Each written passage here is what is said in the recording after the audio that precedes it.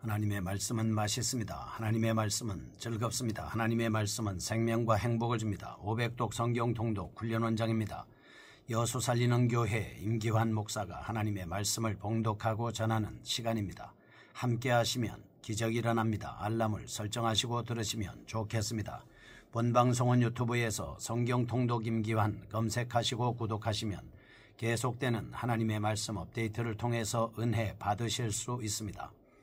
오늘은 전도서 4장을 봉독하고 말씀을 전하겠습니다. 전도서 4장. 내가 다시 해 아래에서 행하는 모든 학대를 살펴보았도다. 보라, 학대받는 자들의 눈물이로다. 그들에게 위로자가 없도다. 그들을 학대하는 자들의 손에는 권세가 있으나 그들에게는 위로자가 없도다. 그러므로 나는 아직 살아있는 산 자들보다 죽은 지 오랜 죽은 자들을 더 복되다 하였으며 이 둘보다도 아직 출생하지 아니하여 해 아래에서 행하는 악한 일을 보지 못한 자가 더 복되다 하였노라. 내가 또 본즉 사람이 모든 수고와 모든 재주로 말미암아 이웃에게 시기를 받으니 이것도 헛되어 바람을 잡는 것이로다. 우미자는 팔짱을 끼고 있으면서 자기의 몸만 축내는도다. 두 손에 가득하고 수고하며 바람을 잡는 것보다 한 손에만 가득하고 평온함이 더 나으니라. 내가 또 다시 해 아래에서 헛된 것을 보았도다. 어떤 사람은 아들도 없고 형제도 없이 홀로 있으나 그의 모든 수고에는 끝이 없도다. 또 비록 그의 눈은 부요를 족하게 여기지 아니하면서 이르기를 내가 누구를 위하여는 이같이 수고하고 나를 위하여는 행복을 누리지 못하게 하는가 하여도 이것도 헛되어 불행한 노고로다. 두 사람이 한 사람보다 나음은 그들이 수고함으로 좋은 상을 얻을 것임이라.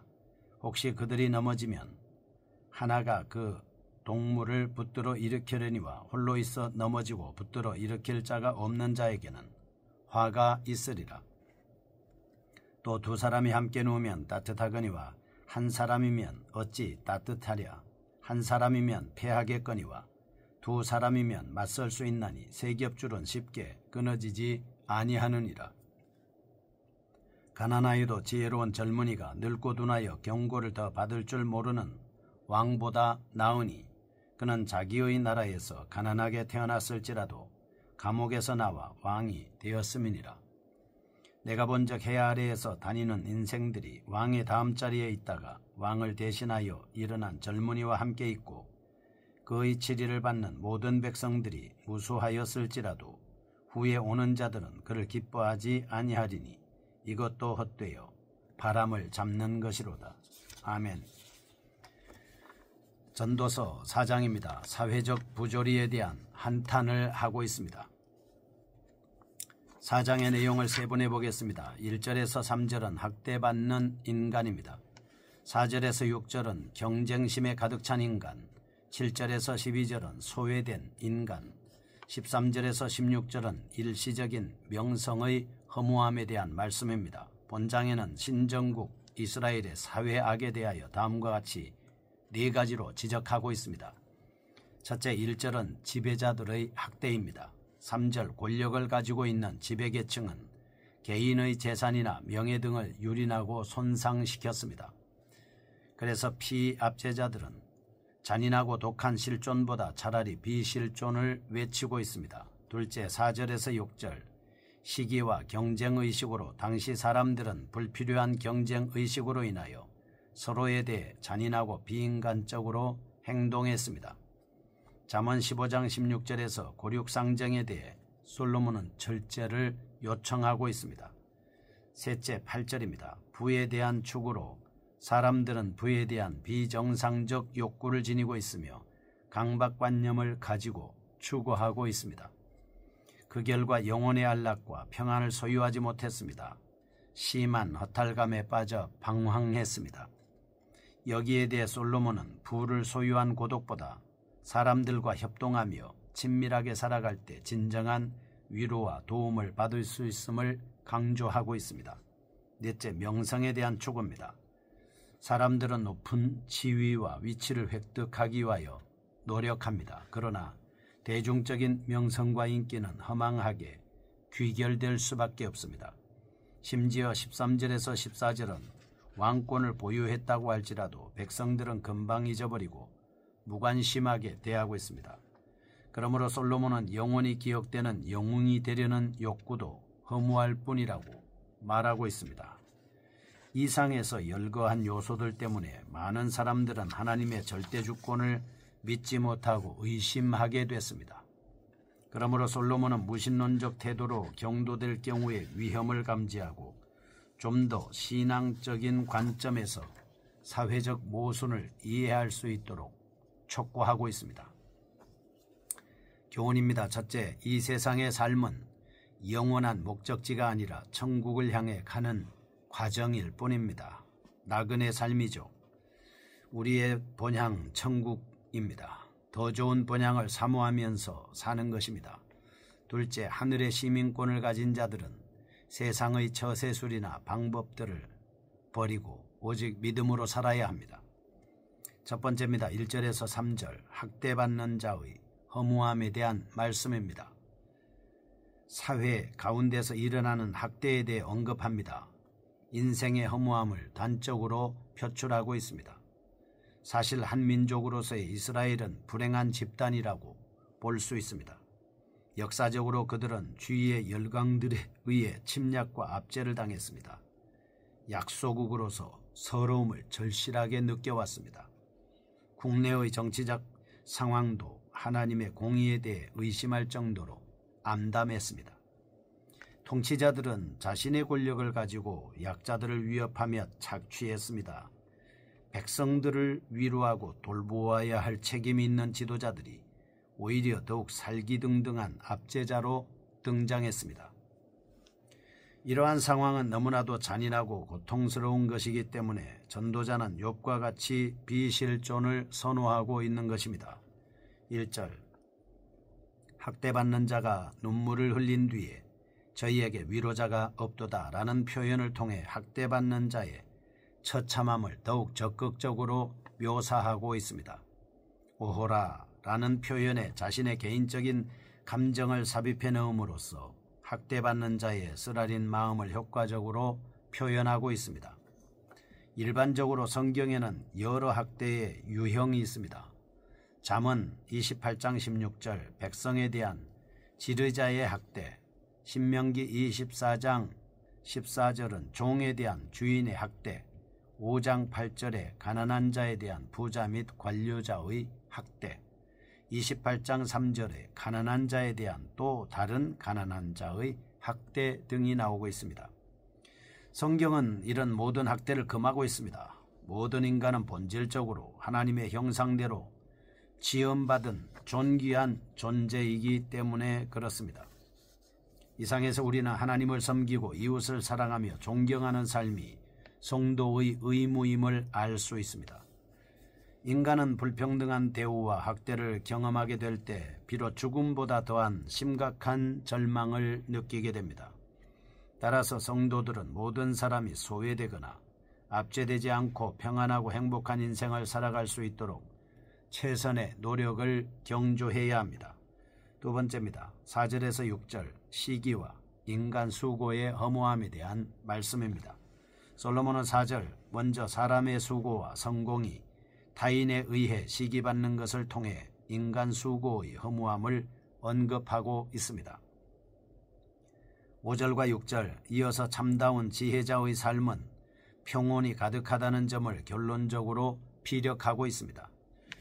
전도자는 1장 3절, 2장 18절에서 23절에서 이전에도 인간의 수고의 허무함을 말한 적이 있습니다.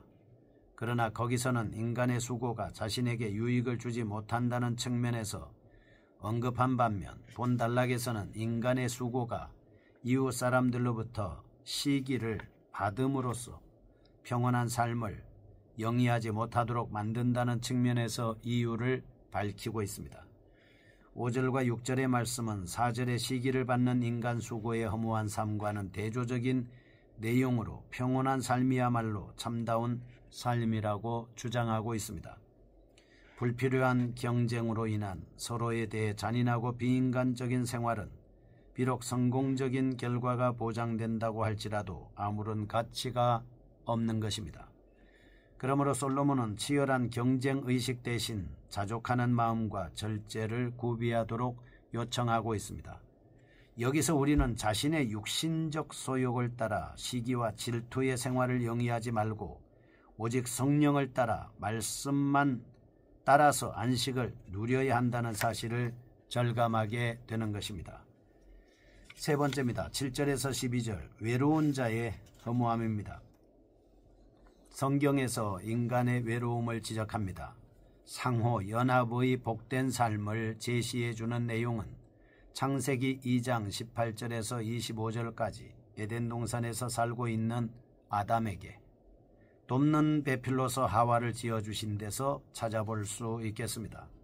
하나님은 아담이 홀로 외롭게 독초하고 있는 것을 보시고 그를 위해 하와를 지어주심으로 둘이 힘을 합하여 살도록 허락하셨습니다. 이런 연합의 삶의 유형은 본질적 형태에서는 약간 다르지만 가족이나 사회 그리고 국가 등의 영역에서 엿볼 수가 있습니다. 더구나 신약 고린도전서 12장 12절에서 31절에 나오는 그리스도를 머리로 하여 모든 성도가 한 몸의 지체로서 상호 결합하는 교회를 통하여 분명하게 제시되고 있습니다. 이런 맥락에서 전도자는 상호 의지할 가족이 없이 홀로 사는 상태의 외로움을 언급하고 있습니다. 고독한 삶보다는 공동체 생활이 낫다. 독신 생활보다는 결혼 생활이 좋다고 강조하고 있습니다. 네 번째입니다. 13절에서 16절 세상 인기도 허무하다는 것입니다. 솔로몬은 하나님께서 세상을 주권적으로 통치한다는 사실을 의심하게 만드는 5가지 요소인 3장 16절에서 17절 법정에서의 불의입니다. 18절에서 21절 죽음 보겠습니다. 자세히 보면 1절에서 3절은 학대, 4절에서 6절은 시기심, 7절에서 12절은 고독 등에 대해서 언급했습니다. 이제 마지막으로 14절에서 16절 명성의 허무함을 말하면서 하나님을 외면한 인간은 결코 참된 구원과 행복을 얻을 수 없다 이렇게 선언하고 있습니다. 13절은 지혜로운 소년의 우월한 모습, 14절 16절은 그 소년의 즉위 및 통치, 16절 무상함 등으로 구성되어 있습니다. 전도자는 본단락에서 왕보다 훌륭하다는 지혜로운 한 소년을 등장시킵니다. 그의 과거 권력과 등급 그리고 이후의 통치에 대해 전기적 형태로 묘사하였습니다. 소년은 모든 방면에서 탁월했습니다. 대중적 인기를 한 몸에 받는 자로서 인간이 누릴 수 있는 최고의 영예를 받은 자입니다. 솔로몬은 후반부 16절에서 후에 오는 자들은 저를 기뻐하지 아니하리니 라고 언급함으로써 대중적 명성의 무상함을 강하게 피력하고 있습니다. 15절 인생은 세옹지마와 같아서 아무리 열렬한 환영을 받던 사람도 16절 시간이 지나면 전임자와 같이 배척을 받게 되는 것이죠. 백성들은 끊임없는 변화와 혁신을 요구합니다. 만약 인간이 대중들의 환호를 근거로 하여 살아가려고 한다면 반드시 실망할 수밖에 없을 것입니다. 이사야 40장 6절과 7절 모든 아름다움은 들의 꽃 같으니 풀은 마르고 꽃은 시들면 여호와의 기운이 그 위에 불미라 라고 하였습니다.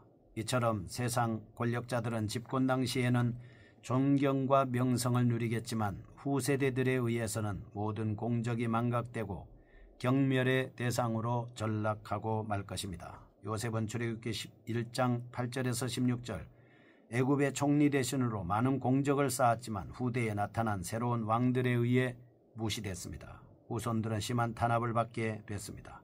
이러한 역사적인 경험, 개인의 경험을 토대로 해서 인생은 허무할 수밖에 없습니다. 오직 말씀 붙잡고 예수님만 바라보고 살아야 가치 있는 삶을 살 수 있는 것입니다. 거룩하신 하나님 아버지, 예수님만을 믿고 가치 있는 믿음의 삶을 살게 하여 주옵소서. 예수님의 이름으로 기도합니다. 아멘. 여수 살리는 교회 임기환 목사였습니다. 지금 극동방송을 듣게 하세요. 기적이 일어납니다. 우리는 지금 생명을 전하고 있습니다.